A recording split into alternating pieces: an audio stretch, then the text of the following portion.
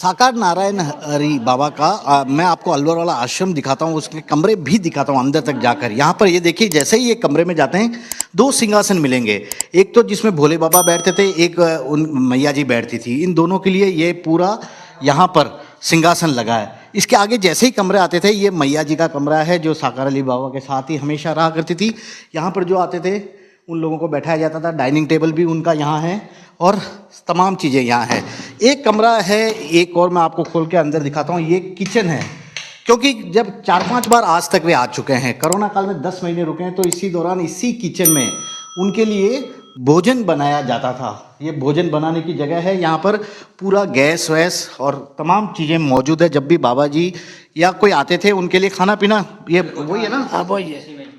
और अब अगला कमरा, ये मैया जी का कमरा है। फिर से जो बाबा के साथ थी, यहाँ एक झूला भी लगा हुआ है, उनके चीज़ें अंदर रखने के लिए है।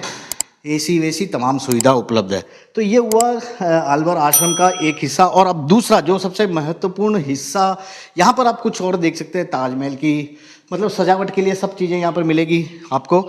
और अब मैं आपको उस कमरे में ले जाता हूँ जहाँ पर भोले बाबा खुद रहते थे यहाँ पर इस आश्रम में आने के दौरान। तो ये है भोले बाबा का निजी कक्ष, और यहाँ तक पहुँचना किसी के लिए भी संभव नहीं था। ये उनका इस लकड़ी के इस चेयर पर वे बैठते थे। यहाँ पर उनका सोने का ये पूरा था, ये पूरा उनका कमरा है। क्योंकि कोरोना काल में वे आए थे और करीब 10 महीने तक यहाँ पर रुके थे।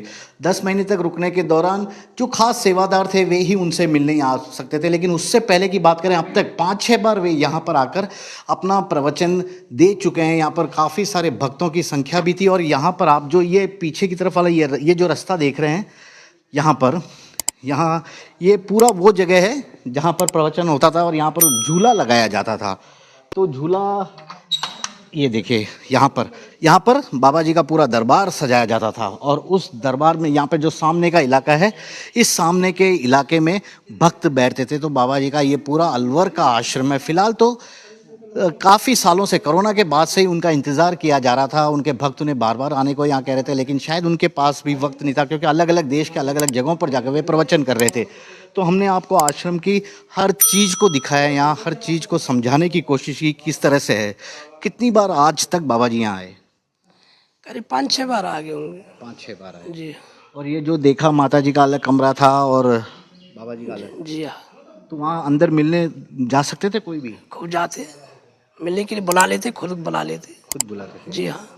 तो 2010 के बाद क्यों नहीं, मतलब 20 के बाद क्यों नहीं आए? कोरोना के बाद कुछ पता लगा? आप लोगों ने बुलाया, कभी नहीं बुलाया? नहीं, बुलाने गए हाँ। लेकिन आए ही नहीं, उनकी मर्जी। हाँ, बुलाने कई बार गए। तो ये बताओ, जो हाथरस में हुआ भगदड़ वाला कांड, सब कह रहे हैं कि बाबा जी आरोपी है, क्या है ऐसा? तो इनके बारे में हम नहीं बता सकते कि हम जाते नहीं यहाँ से। हमको 5 साल हो गए, हम कहीं नहीं जाते। इसी आश्रम में? हाँ, यहीं रहते हैं हम कैसे बता सकें? उनका जाते ही नहीं है। तो एक बाबा जी वो एक चमत्कारी पानी भी देते थे ना, वो नहीं, उनके बारे हमें क्या पता। अच्छा।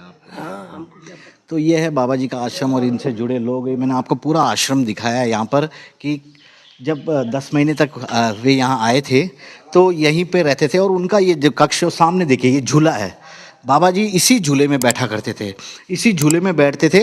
और अपने भक्त जो भी आते थे, उनके श्रद्धा, उनके प्रति आस्था रखने वाले, उनको दर्शन देते थे। और इस झूले को जब भी बाबा जी को कहते थे तो उस स्टेज पे ले जाया जाता था। यहाँ पर ये उनका कमरा आपने देख ही लिया है। तो कुल मिलाकर अलवर के नारायण साकार हरि आश्रम में अब पूरी तरह से सन्नाटा छाया हुआ है।